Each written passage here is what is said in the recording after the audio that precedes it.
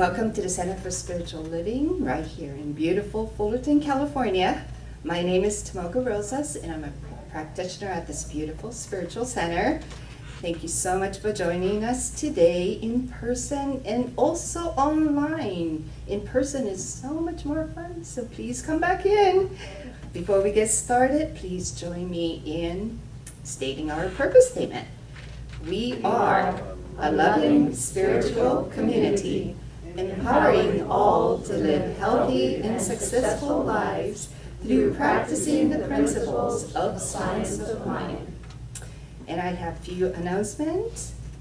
Reverend Bill and Beverly are back today. Yay! Welcome back. Yay!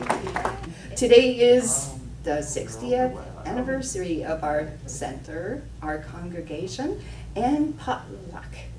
Wednesday evening guided meditation is going on at 6 p.m. And we are bringing back our 40 Days of Thanksgiving fall program.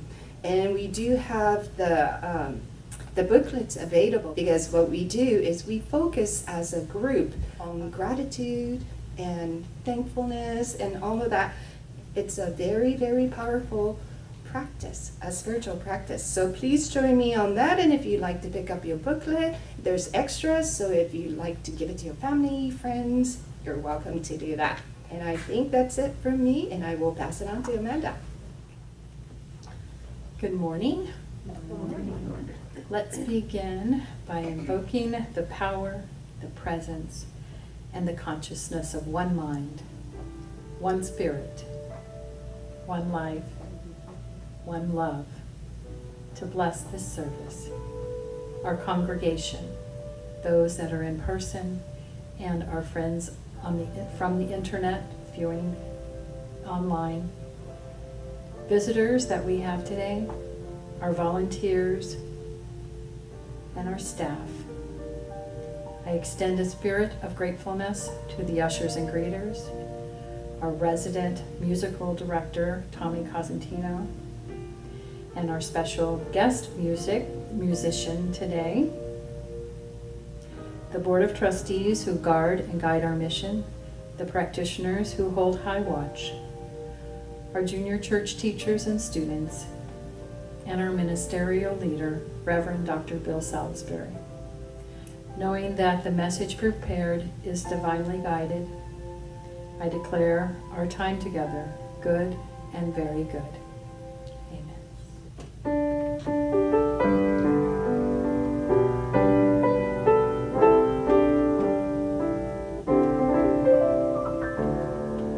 I need to be still and let God love me. I need to be still and let God love me. When this old world starts to push and shove me, I need to be still and let God love me.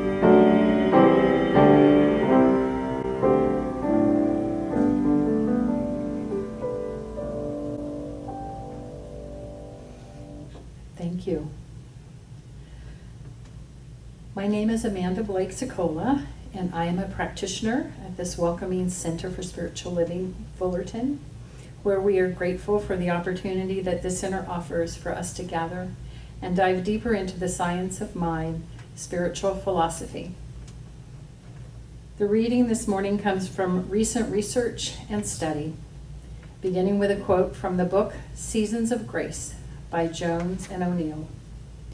The fruits of the harvest are gathered and stored. The trees shed their leaves and reveal their true forms.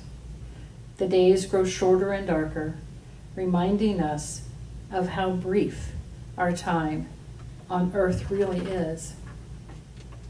It's autumn, a season for reflecting on what it is to truly be alive. Today, the Church of Religious Science, also known as the Center for Spiritual Living Fullerton, celebrates 60 years of service to the Fullerton community. That seed was planted 60 years ago. by like-minded adults, and we are stewards of that legacy and have the privilege to share in the harvest. In order to continue the legacy, it will require the individuals associated with the community today to invest time, talent, and financial resources for this philosophy to survive for other generations to enjoy and reap the benefits available.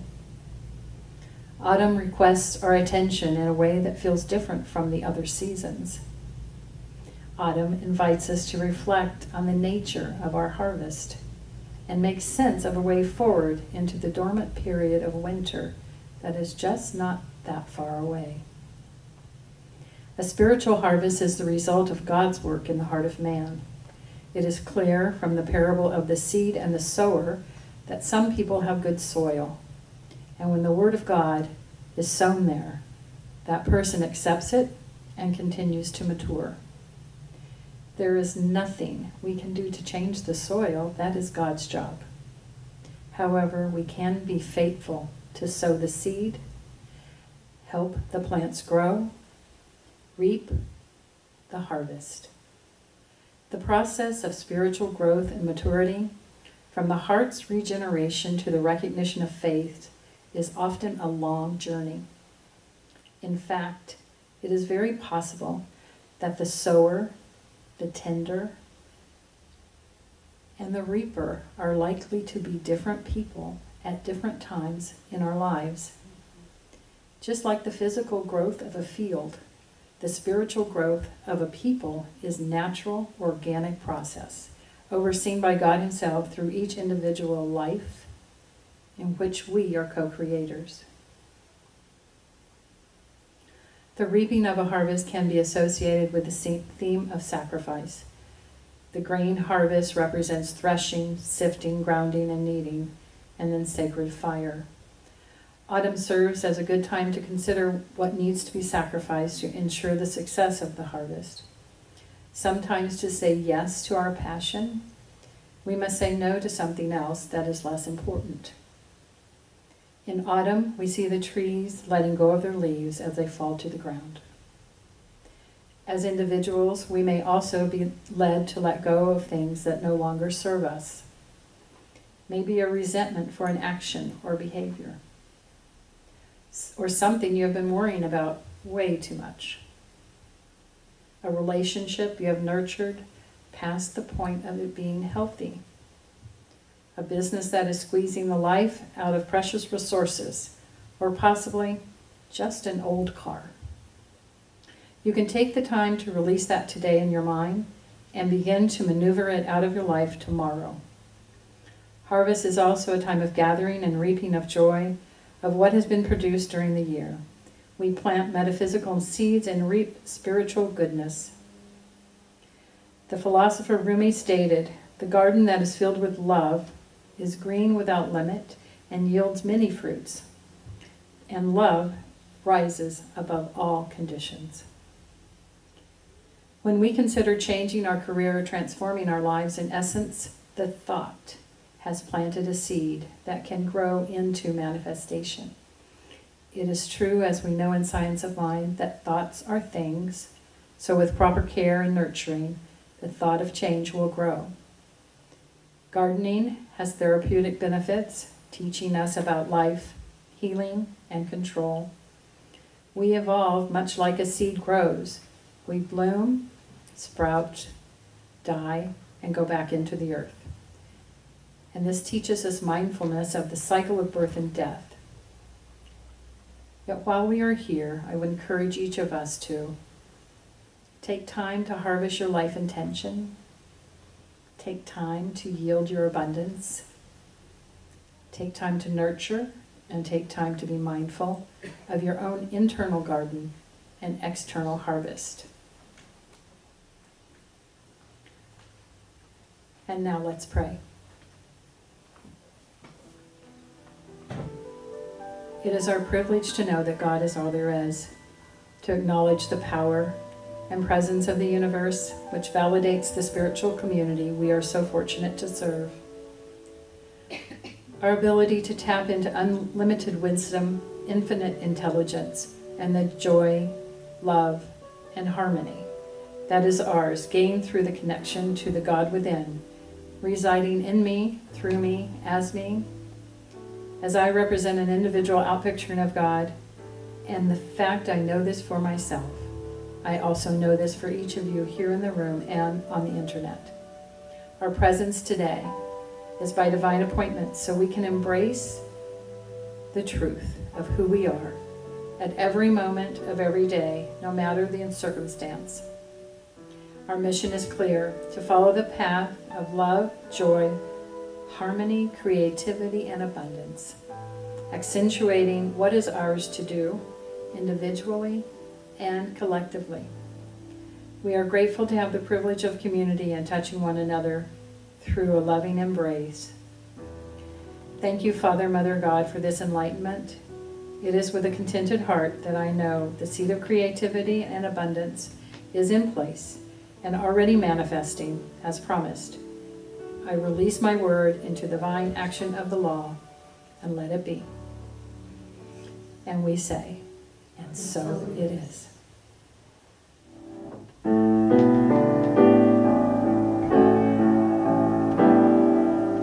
This is a wonderful day. It's as bright as this day's ever been. There is a big yellow sun looking down on a wonderful scene. Up in the blue sky, birds fly and sing our cares away. Heaven is found right here on the earth. It surrounds us with wonderful things all around. In this wonderful, wonderful, wonderful, wonderful world.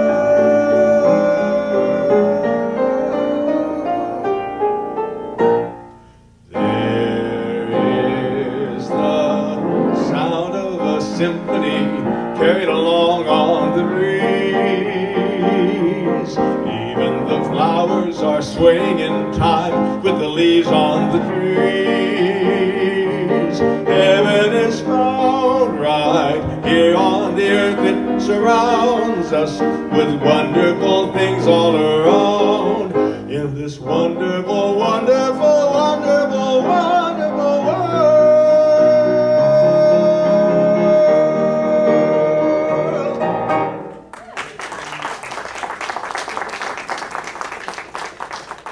Good morning. I am Reverend Bill Salisbury, and I'm delighted to be here under the overarching theme, Harvesting the Good. The title of today's talk is, What Have You Planted? What have you planted? Well, I was reminded early on that we planted the new signs, the new, what do you call those things? Banners. The new banners that Aidan Greeny so marvelously gifted us with, and they look great out there, bringing a little bit of attention into us, I think. So, but when we talk about planting, that's one of those words we use in a lot of different ways, right? I mean, I'm not going to bore you with that old thing about,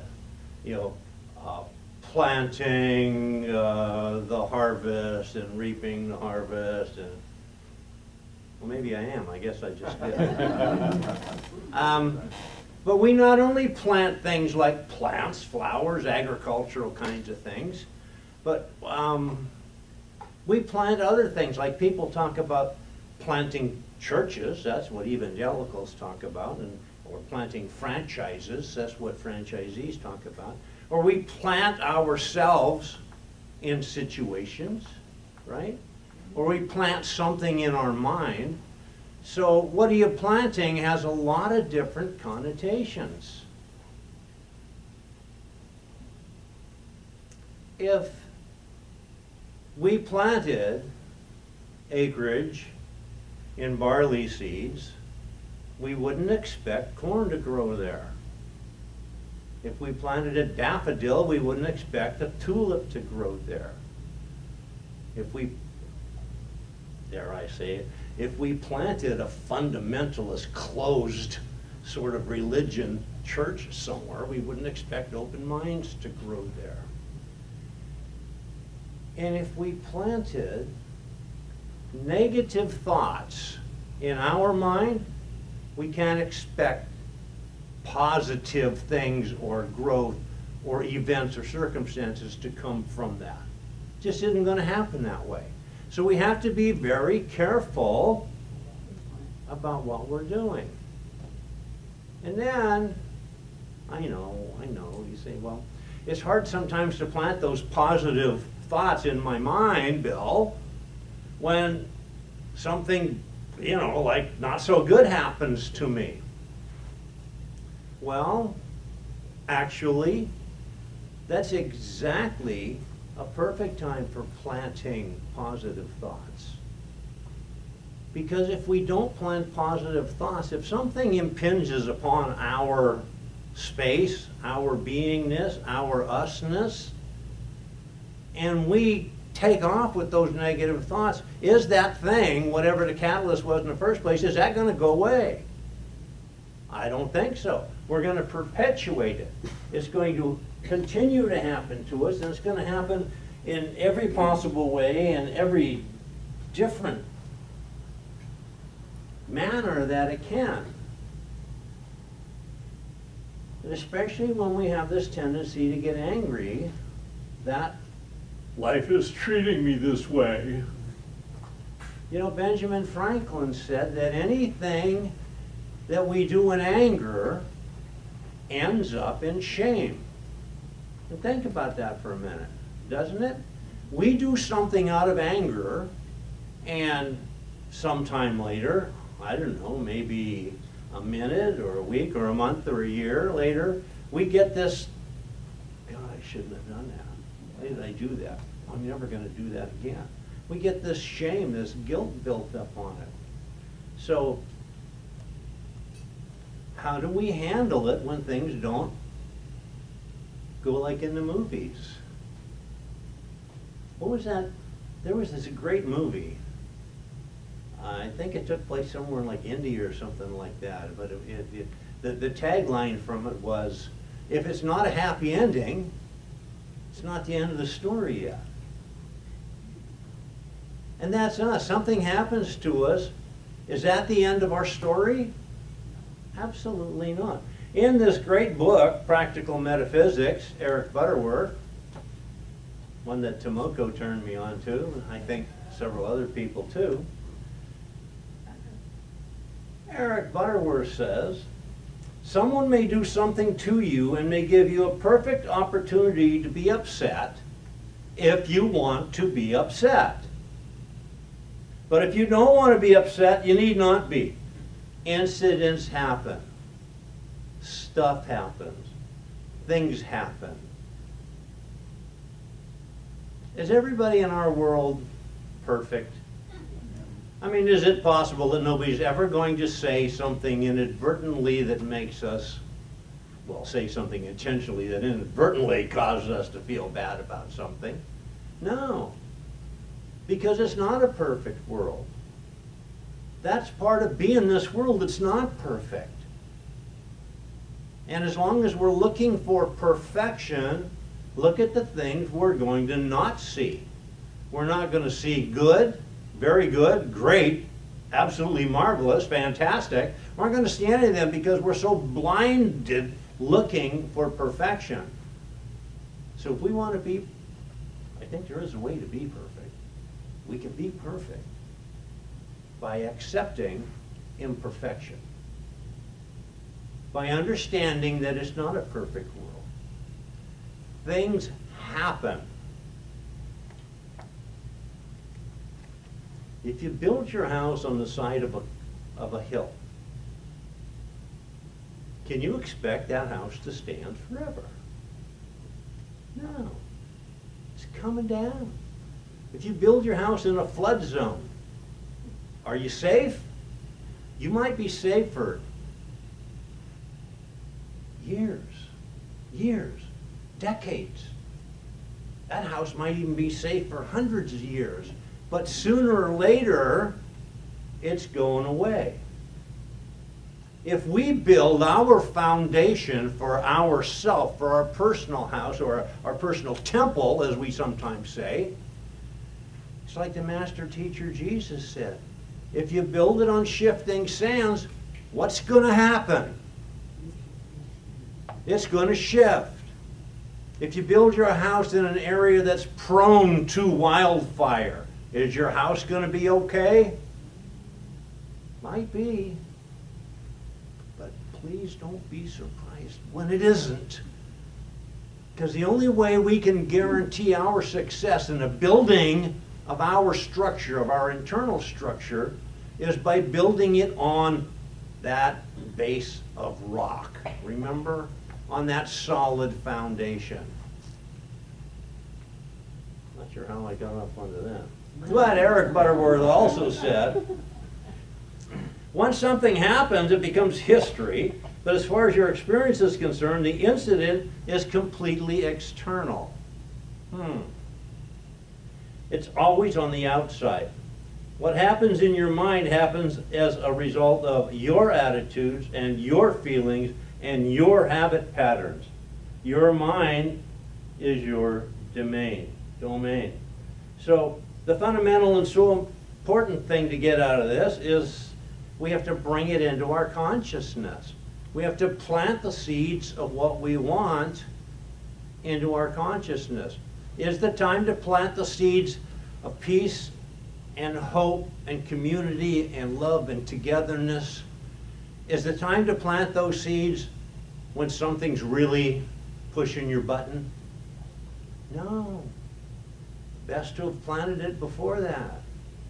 And what's that saying? I might have pushed your buttons, but I didn't install them. If those buttons are already installed that send you off into those emotional fits of rage and anger and despair and unhappiness and separation, the time to deal with them is when you are able to sit and be still. Be still. Just like the song. And let your mind absorb those things so that when those challenges come along, you're already prepared for them. Would you run down to Fullerton State down here and take a physics test? Not unless you've studied physics. So if you can't do that, how are you going to be peaceful in the heat of a moment if you haven't studied that, practiced that, and learned how to do that? Physics. You know that just recently they awarded the Nobel Prize in physics to 3 physicists? And they got this for their work in this absolutely mind-boggling, mind-blowing area of quantum entanglement. Now, this isn't a physics class, but kind of sort of quantum entanglement means that, see, we're used to, and even the brightest minds in history are used to understanding that nothing can travel faster than the speed of light. And nothing can happen spontaneously if you separate something from one part to the other. Quantum entanglement says, no, no, no. Guess what we discovered? They can split a little tiny, tiny, tiny, tiny piece of proton or whatever it is, and they can affect one piece right here, and meanwhile the other piece is maybe thousands of miles away, and it reacts exactly the same as this one does, and right now. There is no delay, there's no lag time, there's no traveling at the light of speed. The fact of the matter is, we know that in this quantum reality within which we're just beginning to understand that we live, what's true for something is true for everything like it. And some of these things are done at this could be done at the distance of millions of miles. fortunately, we don't have to deal with millions of miles. We can just deal with, you know, some thousands of miles right here. But if you can affect a proton here and millions of miles away, the effect is instant and identical. Why is that? Well, I don't have the answer to that except to say that that's because there is no real separation. The separation is non-reality. But wait a minute. What in the world are we made of? Don't we have some of them there little protons running around inside of us? And I think that my little protons, when affected, can be shown the same reaction in someone else's little protons because they're the same ones. There aren't two different things protons are made of. There's only one thing. There's only one thing everything's made of. There's only one power and one presence. There's only one consciousness that we all come from. There's only one God stuff that everything, infinitely and eternally, is made from. And if that's the case, why do we've been laboring for all of history under this misconception that everything is separate. When we discovered something as basic as a proton is not separate, but it's connected totally and completely and instantaneously with another proton, how can it be that we're not, because we're made of those same things? The only way it can be that way is we have convinced ourselves that that's the case. First out of ignorance, and that's okay. I mean, you don't know what you don't know. So we had ignorance coming with fear and superstition in those dark ages. Sometimes I say to myself, self, where'd you come from? And I know, not that the stork brought me, or not going into sex education 101. None of that. I mean, where did you come from? How did people get here? And there's, we got lots of different stories and fairy tales and old wives' tales about it. But the fact is, nobody knows, but somehow what we call the human race showed up on this planet. There are some times that I think some advanced civilization somewhere gathered all the human people, the non-performing, slow to learn people, and put them in a space bus and dropped them here. Because after all these years, even after we've had the finest teaching and the finest example of how we individually can connect with that power and presence and direct it for our good and the good of others, even after we've seen this done, we simply did the human thing. Oh, well, those are miracles. Or, oh, well, that wasn't real. Or, oh, well, that was mass hypnosis. Or maybe it was, something in the water or something in what they were smoking. We always make up a reason, and the worst thing is we keep perpetuating this stuff, even though we've been shown time and again, and of course now the word anecdotally comes in. But you know what? If something can be done once, we know full well it can be replicated. And the master teacher Jesus told us, what I do, you can do. Just listen to me. He didn't say, put me on a wall and worship me. Show me with a halo of thorns and nails in me. He said, come to God the same way I do, by understanding how this works, understanding how the life principle works, understanding your place in it and your power within it, your co-power with this one immense power that just sets everything going. Oh yeah, Eric Butterworth. You think what you want to think, or you think what you have habitually thought, by a certain tendency of habit patterns. Your thoughts are always your reactions to the incident, but the incident did not make the thought. we get that the incident didn't make the thought. The incident happened, the thoughts we had thereafter is what determining our future from that moment on, determining what our world's going to look like.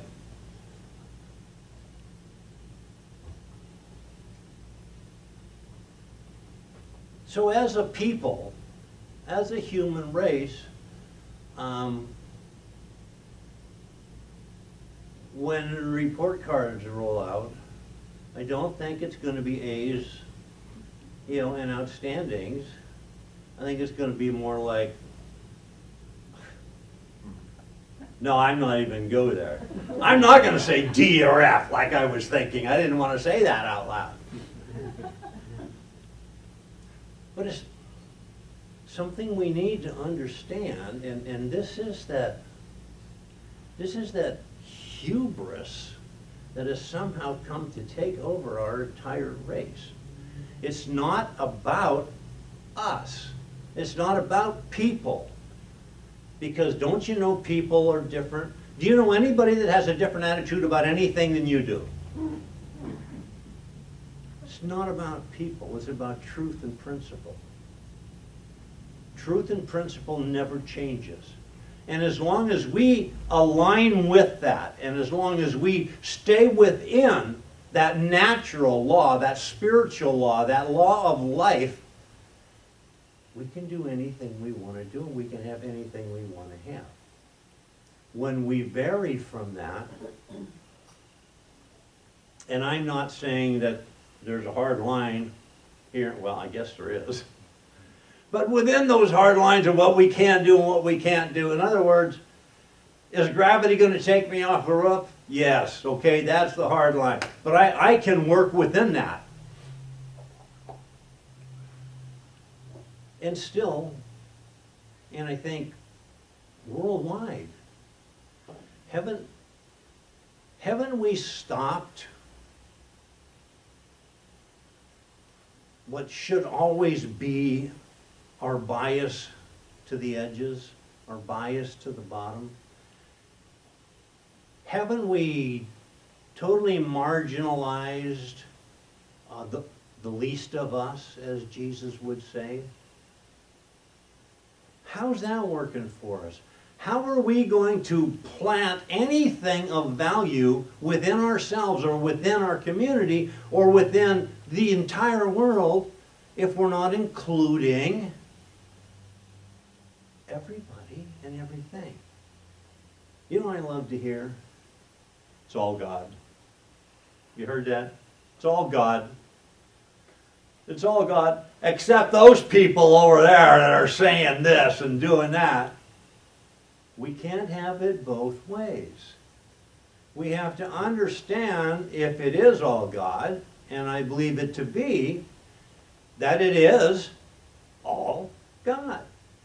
So if we have disagreement, or if we have different points of view, or we have different ways of doing things, we have to understand that's okay, because if I'm going to marginalize your way of doing things, why can't my way of doing it be marginalized also? If you're not part of the all's God, how can I be part of it? If my way of thinking and my way of living and my way of adapting to the world and my way of being in community, because remember, like those protons, we're not split, we're not separate. Do we look different? Okay. Do we think differently? Okay. But aren't we all made of the same stuff?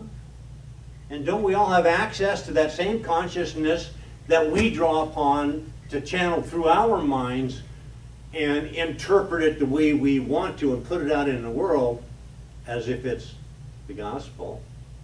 I think we do. But if we just randomly accept everything that happens to us and then allow our emotions to take over, we're not ever going to get anywhere. Yeah, I've told this story before, but it's been a long time ago. If you're like me, you'll have forgotten it already. But it's a story about the two dogs who one at a time walk into the same room. The one dog walks in the room, comes out snarling and growling and barking. And the second dog walks in and comes out happy and wagging his tail and peachy, everything. The world's just right. This guy's watching it, and he gets up and goes over and looks in the room to see what could be in there causing this to happen. Well, guess what it was? It was a room full of mirrors.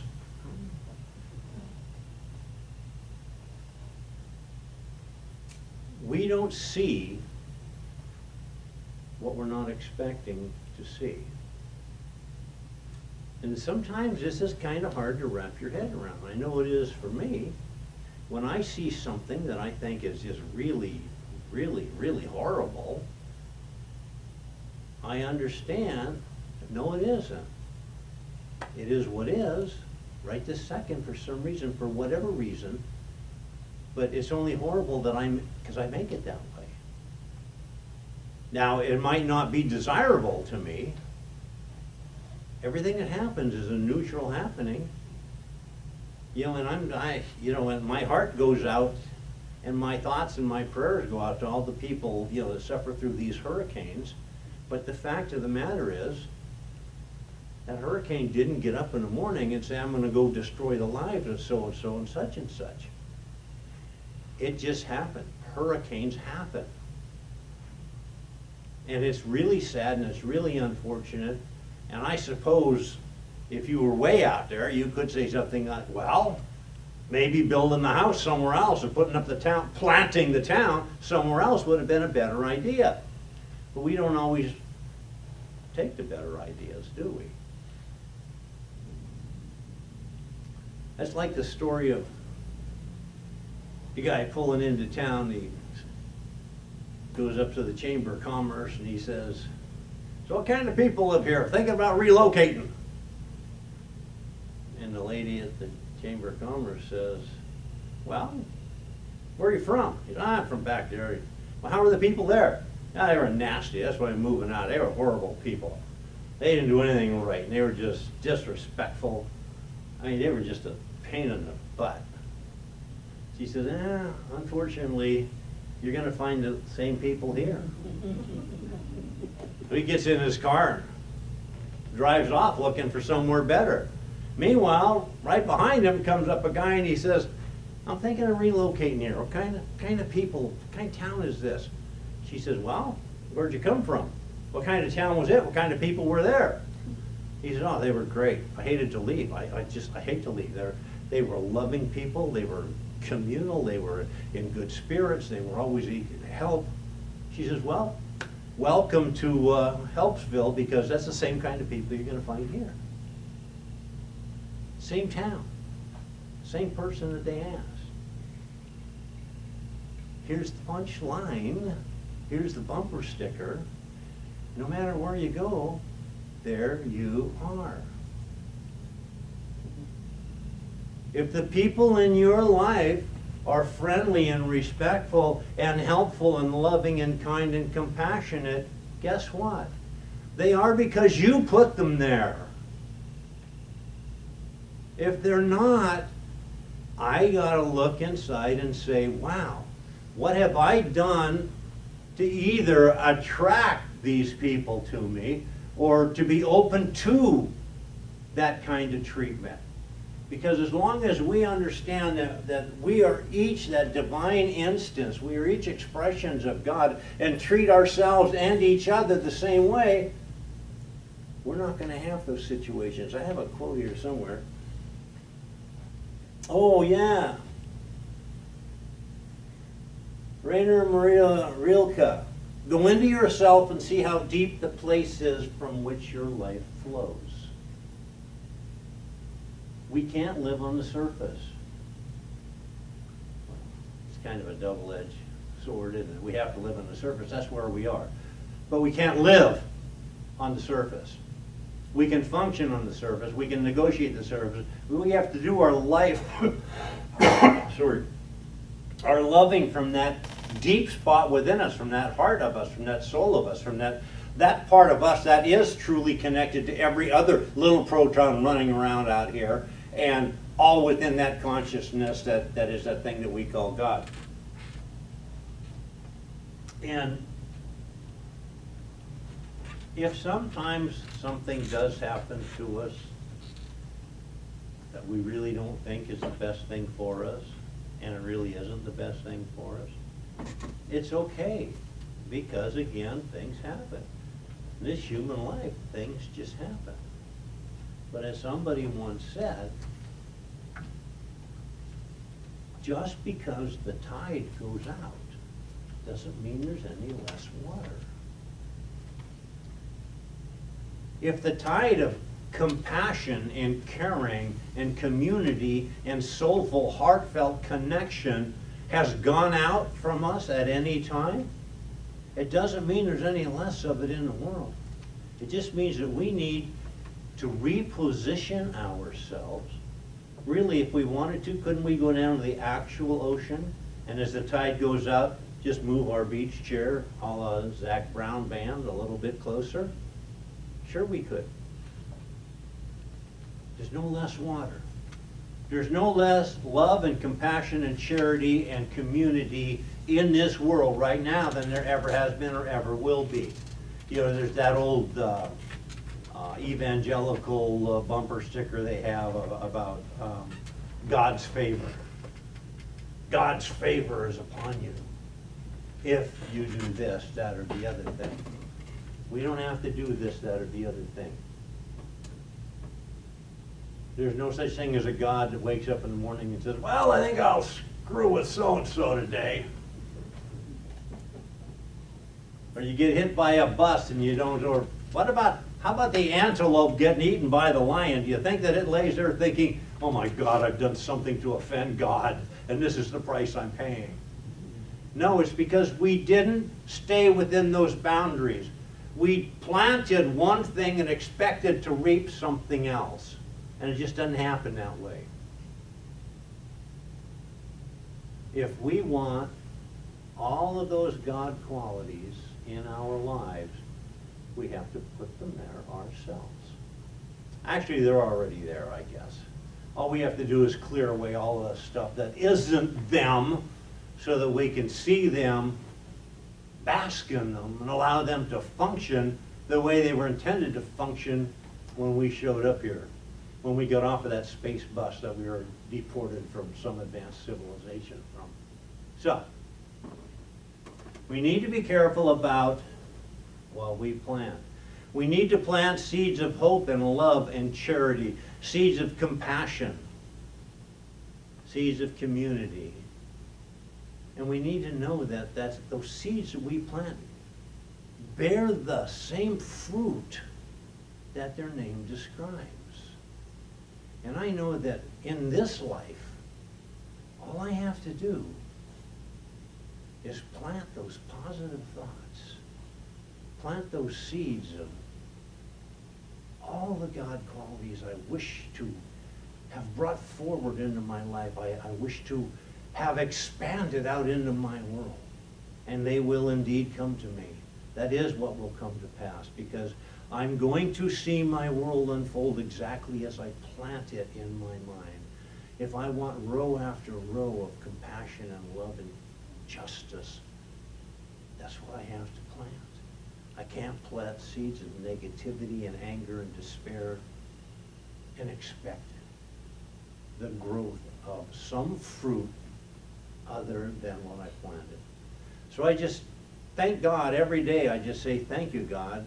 Thank you for the awareness that comes to me, knowing that in this consciousness that is this life principle, that everything I plant will come back to me as a reward at this harvest time. When is harvest time? Harvest time is any time. It's every time. It's right now. It's always. It's this moment. And I am going to harvest exactly what it is that I planted. I say, thank you, God, for this. It's with that heart full of gratitude that I just say, thank you, thank you, thank you for this and for so much more. And I just let this word go into that law, knowing it is so. And so it is. Let me just take a moment and say thank you, thank you, thank you from the bottom of our spiritual community heart. Because it's without these gifts, these tithes, these offerings, these donations, we wouldn't be able to be here doing what we do.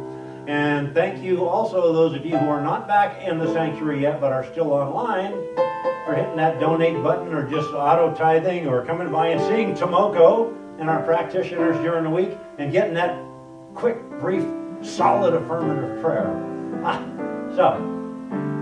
And let's just know that we bless these gifts, these tithes, these offerings, knowing that they are given from the central core of who we are, which is God made manifest on this plane.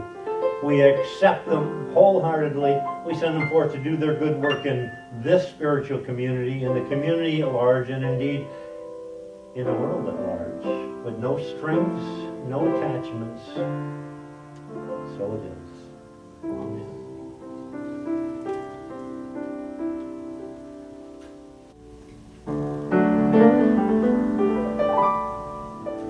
Gonna build the mountain from a little hill. Gonna build a mountain, at least we hope we will. Gonna build a mountain, gonna build it high. We don't know how we're gonna do it, only know we're gonna try. I'm gonna build a mountain daydream from a little hope. Gonna push that daydream up a mountain slope. Gonna build a mountain, gonna see it through. I'm gonna build a mountain and a daydream, gonna make the boat come true.